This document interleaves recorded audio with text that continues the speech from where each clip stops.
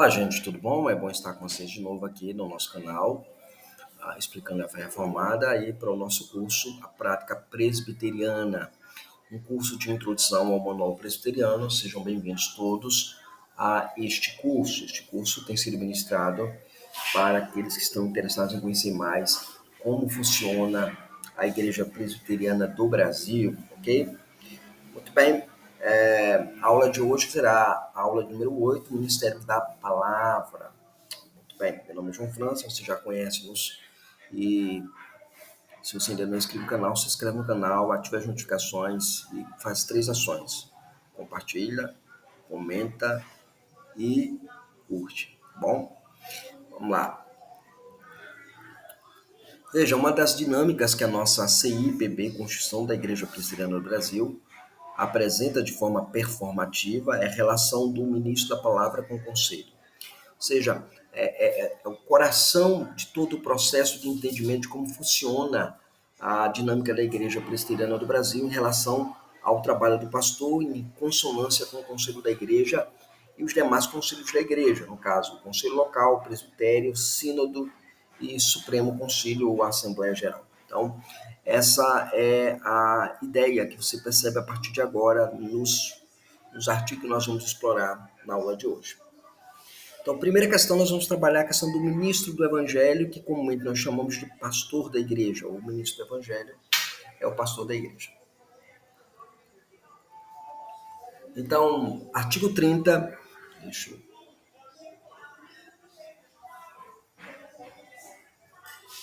Artigo 30 diz para nós que o ministro do Evangelho, ele é oficial consagrado pela igreja, representada no presbitério, para dedicar-se especialmente à pregação da palavra, à administração dos sacramentos, edificar os crentes e participar com os presbíteros regentes do governo e disciplina da comunidade.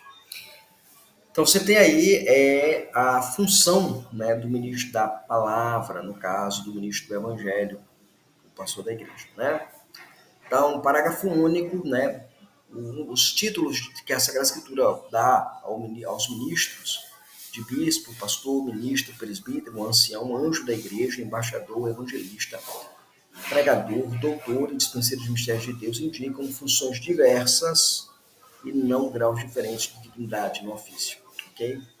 Então, não há uma estrutura de hierarquização dentro do processo de há um pastor que é isso, há um pastor que é aquilo. Não, o pastor é toda essa nomenclatura que é usada na Escritura Sagrada. Então, nós aprendemos aqui que o pastor, ele é um oficial consagrado pela igreja, que é representada no presbitério, e esse pastor, ele é ordenado, consagrado ministro através do presbitério na igreja local, que é representada no presbitério por um presbítero. Nós conhecemos bem essa questão, mas à frente nós vamos estudar um pouco sobre isso. Então, essa é a estrutura que nós temos em relação ao governo presbiteriano para os pastores, a relação que ele tem com a igreja local, e aí o conselho e o presbitério.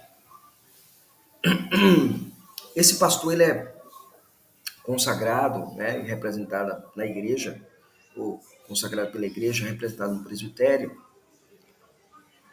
O que é que ele vai fazer?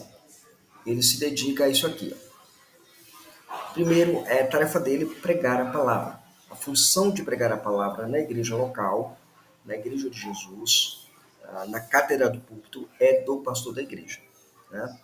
Eu sei que há igrejas que promovem a pregação leiga, que o presbítero pode pregar, que o irmão pode pregar, que... Não. A dedicação especial à pregação da palavra é do pastor da igreja. Ele é consagrado para aquilo. Ele é ordenado para aquilo. A vocação dele é a pregação. A administração dos sacramentos, né? É bom lembrar que a relação sacramento e palavra sempre andaram unidas na tradição reformada, dentro da perspectiva a presbiteriana insular, né? Dentro dos pais dos divinos, né? Dos divines, lá da Assembleia de Westminster, eles sempre relacionaram pregação e sacramentos. Então, quem pode administrar os sacramentos são os pastores. A tarefa do ensino teológico, da edificação da igreja é do pastor da igreja, tá?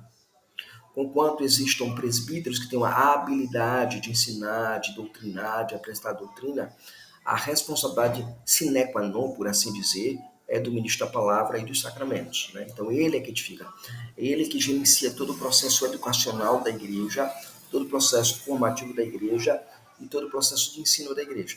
Isso passa pelo viés do ministro da palavra, que é consagrado para isto. E ele governa a igreja e aplica a disciplina juntamente com os outros presbíteros, no caso, os presbíteros regentes. Nesse processo, nós aprendemos que a Escritura reconhece os títulos como intercambiáveis, né? De pastor, de presbítero, de bispo, de dispenseiro. Então, Atos 20, verso 17, verso 28, deixa isso claro. 1 Coríntios capítulo 4, verso 1, quando é falado que o ministro é dispenseiro, né?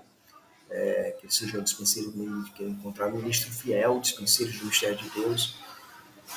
2 Coríntios é dito que nós recebemos o ministério da reconciliação, que é através da pregação da palavra, e 1 Timóteo, capítulo 3, verso 1 a 12, vai falar que o pastor ou o presbítero é um bispo na igreja local.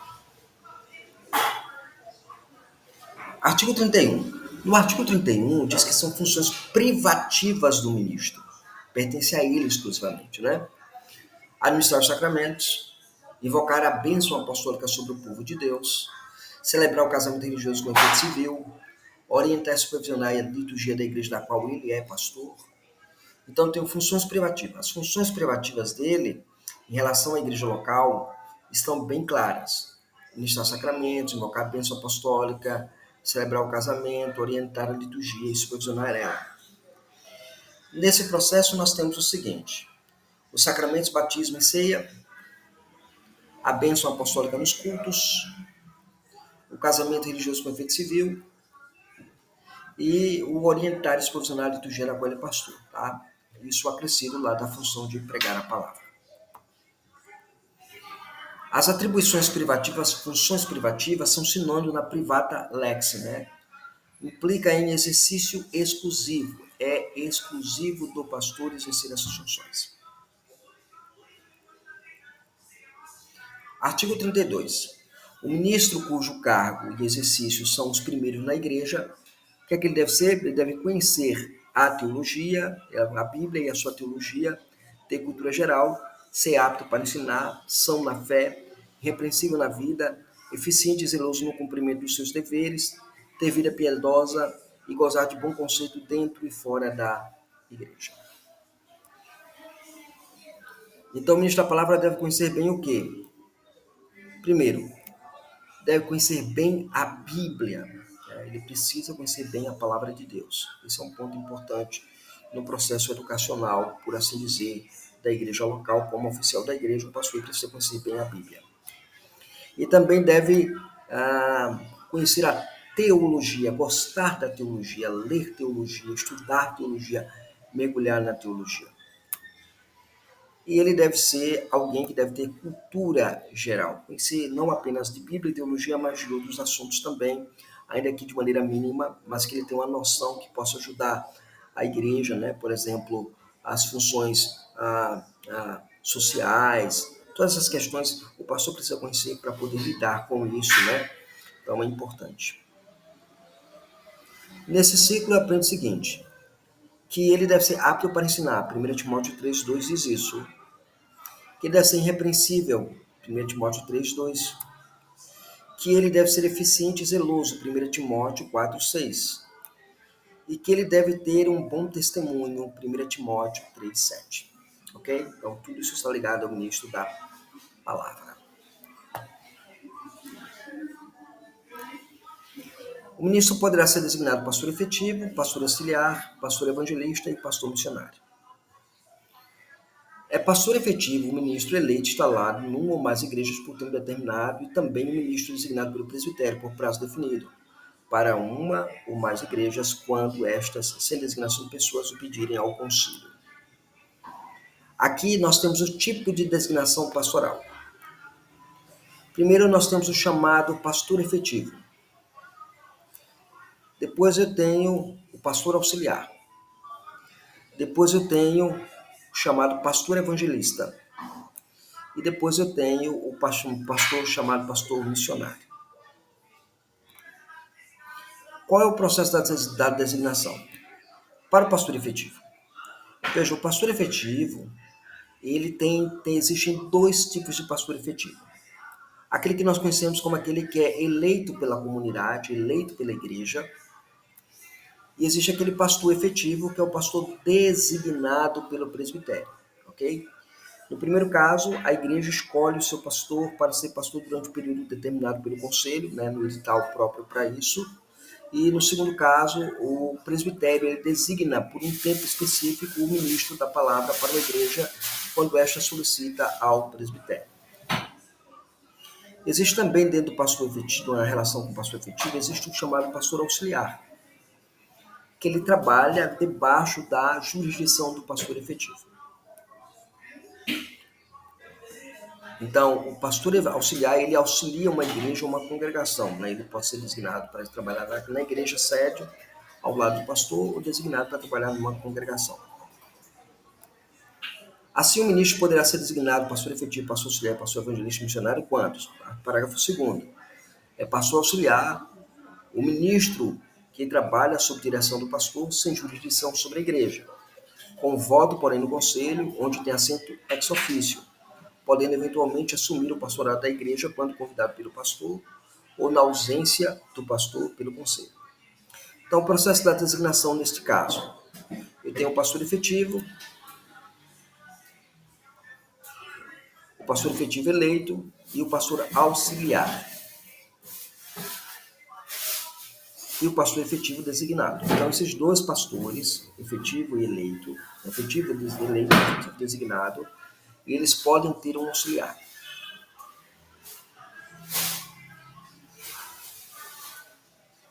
Então, o pastor efetivo, ele é aquele que tem a jurisdição legal sobre a igreja, porque foi eleito para isso, foi designado para isso, há uma eleição que foi feita para este caso. A igreja escolheu ele como pastor da igreja. Isso é um ponto importante. O pastor auxiliar, já diz, ele auxilia o pastor efetivo. Ele auxilia o pastor efetivo. Ok? O pastor efetivo, ele possui jurisdição direta sobre a igreja pelo voto que foi dado a ele na assembleia designada para isso, mediante o edital e os trâmites regulamentados pelo conselho e homologados pelo presbitério. Ok? Isso é importante. Mas o pastor auxiliar, ele não tem jurisdição sobre a igreja local. Ok? Então, não pode existir eu tenho o pastor efetivo e o pastor auxiliar. O pastor auxiliar, ele não pode reunir o conselho e tomar decisões que caberiam ao pastor auxiliar, ao pastor efetivo. Ele não pode fazer isso, né? Ele não pode assumir a jurisdição da igreja, porque ele não foi eleito para isso. Ok? Então, há dois tipos de pastores: o efetivo, os eleitos pela igreja ou igrejas, o designado pelo presbitério. O vínculo do pastor efetivo, quando ele é eleito pela igreja, é mais forte e mais estável, pois tanto a igreja como o ministro têm a garantia do tempo de mandato, conforme nós aprendemos no artigo 138 da nossa CI. Então, o tempo de mandato vai ser estabelecido um tempo de mandato e ele vai cumprir o tempo de mandato mediante a eleição. Pelo menos é a normativa que ocorre de maneira normal.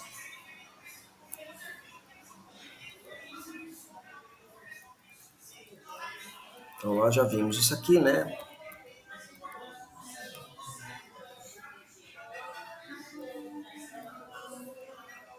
Parágrafo 3º. É pastor evangelista ou designado pelo presbitério para assumir a direção de uma ou mais igrejas ou de trabalho incipiente. Então, o processo de designação pelo presbitério do pastor evangelista se dá como? O pastor evangelista, ele é designado pelo presbitério para uma igreja ou para outra igreja, ou para as duas igrejas ao mesmo tempo. Ele pode fazer isso, né? Para uma ou para mais igrejas, né? Isso é prerrogativa do presbitério. O pastor evangelista é designado pelo presbitério para assumir um campo pastoral do conselho pelo mandato de um ano, podendo ser reconduzido se convier ao presbitério e as necessidades do campo exigirem.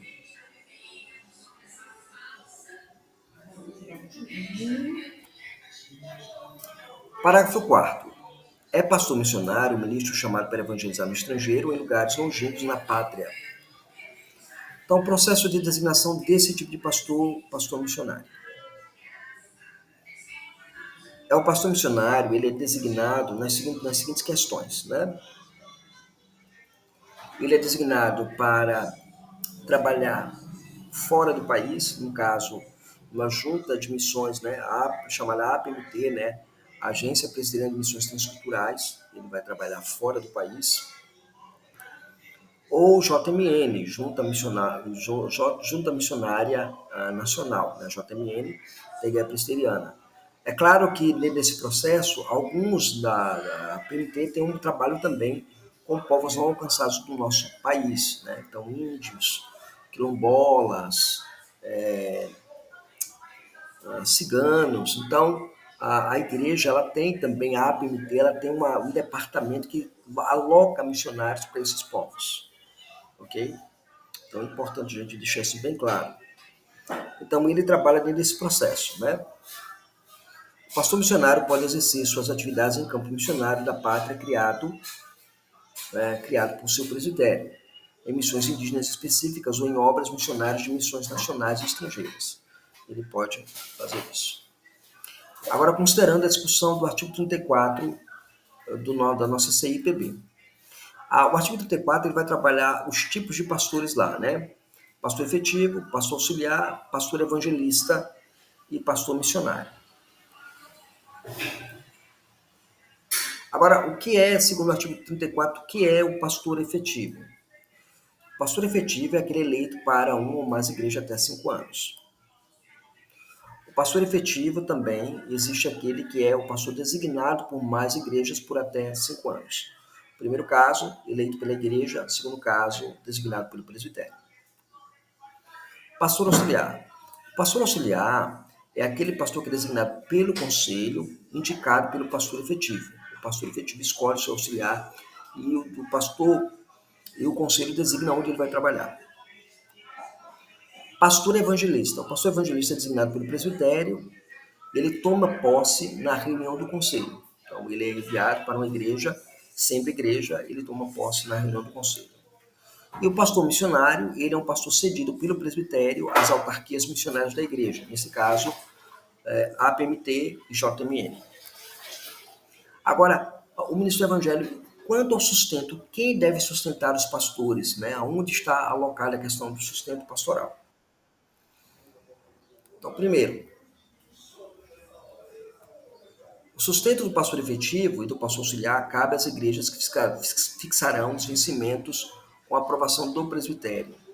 Os pastores evangelistas serão mantidos pelo presbitério, os missionários pelas organizações responsáveis. Então lá, o sustento do pastor efetivo cabe quem? As igrejas. Quem são esses pastores efetivos? São o pastor efetivo eleito e pastor efetivo designado pelo presbitério. E as côngruas tem que ter aprovação do presbitério, né? Então os vencimentos são aprovados pelo presbitério. O sustento agora dos evangelistas é pago pelo presbitério. Ok?